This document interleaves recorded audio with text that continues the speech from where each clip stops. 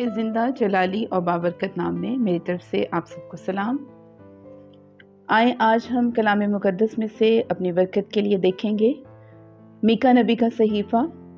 اس کا 6واں باب اور اس کی 8ویں آیت۔ اے انسان، اس نے تجھ پر نیکی ظاہر کر دی ہے، خداوند تجھ سے اس کے سوا کیا چاہتا ہے کہ تو انصاف کرے اور رحم دلی کو عزیز رکھے اور اپنے خدا کے حضور فروتنی سے چلے۔ کلام مقدس کا پڑھا اور سنا جانا ہم سب کے لیے باعث برکت ہو۔ آج کلام مقدس کی اس آیت میں سے ہم اپنے لیے سیکھیں گے کہ ہم نے کس طرح سے یسوع مسیح کی تعلیم کو فالو کرتے ہوئے اپنی اپنی زندگیوں پر غور کرنا ہے، اور ایسی کون سی خوبی ہے جو ہم نے اپنانی ہے تاکہ ہم ویسا ہی مزاج رکھیں جیسا یسوع مسیح کا تھا۔ اس آیت میں بڑی خوبصورت 3 ایسی خوبیاں، خاصیتیں بیان کی گئی ہیں، جس میں سے سب سے پہلی خوبی یہ ہے، اس کے سوا خدا کیا چاہتا ہے کہ تو انصاف کرے، یعنی انصاف کرنا، اور رحم دلی کو عزیز جاننا، یعنی رحم دل ہونا، مہربان ہونا، اور تیسری اور سب سے بڑی خوبی ہے فروتنی کے ساتھ چلنا، یعنی فروتن بننا۔ ہم سب سے پہلے غور کریں گے فروتنی کیا چیز ہے، فروتن ہونا کیا ہے۔ فروتن ہونے کا مطلب ہے جھکنا، اپنے آپ کو چھوٹا یا عاجز کرنا، اور دوسروں سے اپنے آپ کو کم سمجھنا۔ اور کلام مقدس میں اس کی بہت سی مثالیں ہمیں ملتی ہیں، انبیاء کی زندگیوں سے اور بہت سے ایسے نبی جو گزرے ان کی زندگیوں سے، کہ کس طرح سے انہوں نے فروتن رہ کر، اپنے آپ کو حقیر سمجھ کر، چھوٹا کر کے، کس طرح سے خدا کی نظر میں وہ مقبول ٹھہرے اور انہوں نے اپنی اپنی زندگیوں میں سرفرازی پائی۔ سب سے پہلی مثال جو میں دینا چاہوں گی، پرانے عہد نامہ میں سے یوسف کی مثال دیکھیں گے۔ آپ سب اس کہانی سے، اس واقعے سے واقف ہیں،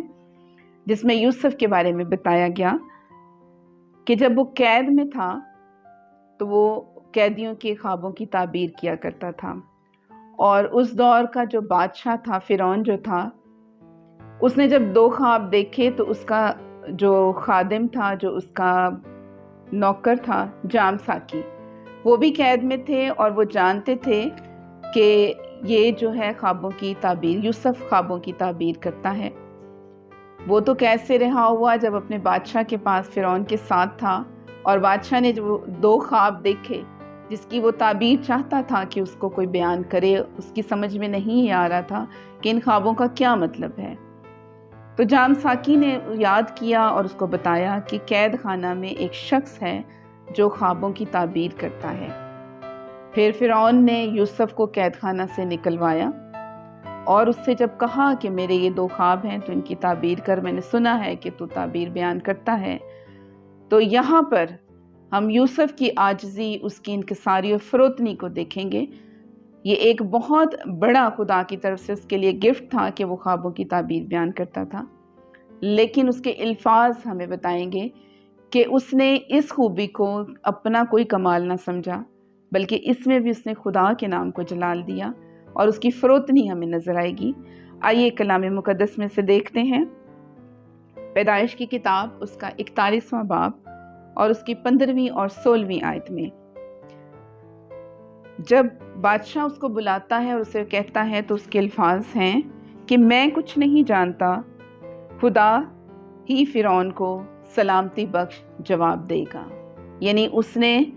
یہ نہیں کہا کہ میں تعبیر بیان کروں گا، بلکہ اس نے اس بات میں بھی خدا کو اول درجہ دیا کہ اگر میں نے تعبیر کرنی ہے تو اس کے لیے بھی مجھے خدا نے رہنمائی کرنی ہے، میری خدا نے رہنمائی کرنی ہے، اور میں نے اس کی تعبیر بیان کرنی ہے۔ اتنی بڑی خوبی ہونے کے باوجود اس نے اپنے آپ کو حقیر، کمتر اور عاجز جانا اور خدا کے نام کو جلال دیا۔ ایسی ہی ایک اور کہانی، ایک واقعہ ہمیں پرانے عہد نامہ میں سے ملتا ہے،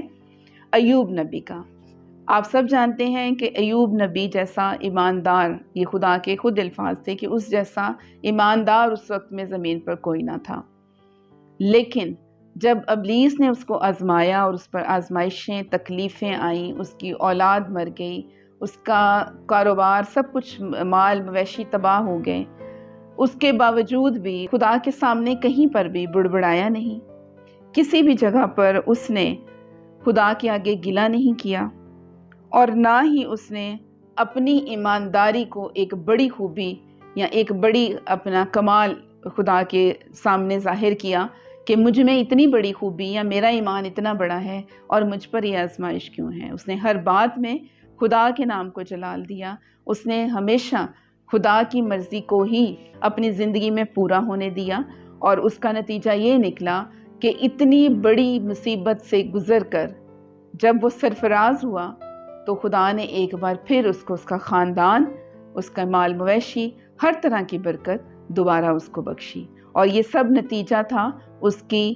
فروتنی کا۔ وہ عاجز رہا، وہ خدا کے تابع رہا، اور اس نے یہ برکت دوبارہ سے پائی۔ تیسری مثال جو ہمارے لیے سب سے بڑی اور واضح مثال ہے وہ خداوند یسوع مسیح کی ہے۔ ہم دیکھیں گے فلپیوں اس کا 2 باب 5ویں آیت سے لے کر 8ویں آیت تک۔ ویسا ہی مزاج رکھو جیسا مسیح یسوع کا بھی تھا۔ اس نے اگرچہ خدا کی صورت پر تھا، خدا کے برابر ہونے کو قبضہ میں رکھنے کی چیز نہ سمجھا، بلکہ اپنے آپ کو خالی کر دیا اور خادم کی صورت اختیار کی، اور انسانوں کے مشابہ ہو گیا، اور انسانی شکل میں ظاہر ہو کر اپنے آپ کو پست کر دیا، اور یہاں تک فرمانبردار رہا کہ موت، بلکہ صلیبی موت گوارا کی۔ اسی واسطے خدا نے بھی اسے بہت سربلند کیا اور اسے وہ نام بخشا جو سب ناموں سے اعلیٰ ہے، تاکہ یسوع کے نام پر ہر ایک گھٹنا جھکے۔ یہاں پر ہم دیکھتے ہیں خداوند یسوع مسیح کی عاجزی، انکساری اور اس کا مزاج ہمیں نصیحت کی گئی، ہمیں بتایا گیا ویسا ہی مزاج رکھو جیسا یسوع مسیح کا تھا۔ نئے عہد نامے میں یسوع مسیح کی زمینی زندگی میں بارہا ہم دیکھتے ہیں یسوع مسیح ستایا جاتا ہے، لوگوں کی باتیں، لان تان اور بہت سے رویوں کو برداشت کرتا ہے، لیکن یسوع مسیح کبھی بھی اپنے دشمنوں کے لیے کچھ بھی سخت الفاظ نہیں بولتا، بلکہ ان کو ہمیشہ دعا اور برکت دیتا رہا۔ یسوع مسیح کی پیدائش سے ہم شروع کریں گے۔ جب یسوع مسیح پیدا ہوئے تو ان کی زندگی میں فروتنی کو ہم وہیں سے دیکھتے ہیں۔ ان کی پیدائش میں وہاں پر آغاز سے ہی ہم دیکھتے ہیں کہ وہ ایک چرنی میں پیدا ہوا، وہ ایک بادشاہ تھا، بادشاہوں کا بادشاہ تھا، ہمارا نجات دہندہ، لیکن اس کی پیدائش ایسی جگہ پر ہوئی جہاں پر اس وقت ایک نو مولود بچے کے لیے شاید پوری سہولیات بھی نہیں، ہر طرح کی ضرورت کی چیز نہ تھی، ارد گرد کا ماحول اتنا صاف ستھرا نہیں تھا، لیکن یہ یسوع کی فروتنی تھی اور خدا کا منصوبہ تھا، اس نے اس کو چرنی میں پیدا کیا۔ اس کے بعد اپنی زمینی زندگی میں جب صلیب کی طرف یسوع مسیح کا سفر تھا تو اس نے لوگوں کی مخالفت، اپنے شاگردوں میں سے ایک شاگرد جو تھا اس نے یسوع مسیح کے خلاف پلان بنایا اور اس نے اس کو پکڑوایا۔ یہ سب کچھ جانتے ہوئے یسوع مسیح کہیں پر بھی ایک لفظ کسی کے خلاف نہ بولے، اپنے مزاج میں فروتنی اور عاجزی کو انہوں نے قائم رکھا، اور صلیب کی موت جو کہ ایک لعنتی موت ہے اسے گوارا کیا۔ ہم نے ابھی کلام مقدس میں سے پڑھا کہ بے شک وہ خدا کا بیٹا تھا، لیکن اتنی بڑی جو اس کا آنر اور ایک خدا کا بیٹا ہونے کی جو حیثیت سے کر سکتا تھا، اس نے اس کو اپنے قبضہ میں نہ رکھا، اس نے اپنے آپ کو حقیر بنایا، انسانوں کی شکل میں ظاہر ہو کر اس نے اپنے آپ کو بہت ہی پست کر دیا۔ وہ بے گناہ تھا، اس کی زندگی میں کچھ گناہ نہ تھا، لیکن پھر بھی اس نے ہماری خاطر صلیبی موت گوارا کی، اور اسی واسطے خدا نے اسے بہت سرفراز کیا۔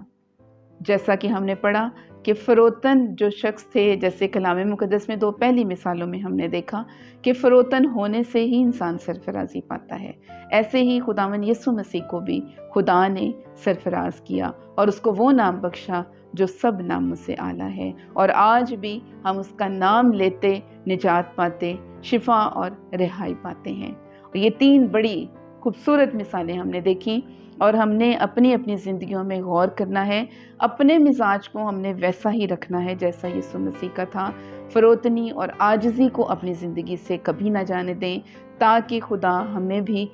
अपनी इस ज़िंदगी में भी और आइंदा ज़िंदगी में भी जब हम खुदा के सामने अपने आमाल और अपनी ज़िंदगियों के लिए जवाबदेह हों, तो हम शर्मिंदा ना हों, बल्कि हम सरफराज किए जाएं और खुदा हम सबको इस दुनिया में भी बरकत दे, और जब हम आसमान की बादशाही में दाखिल हों तब भी खुदा हमें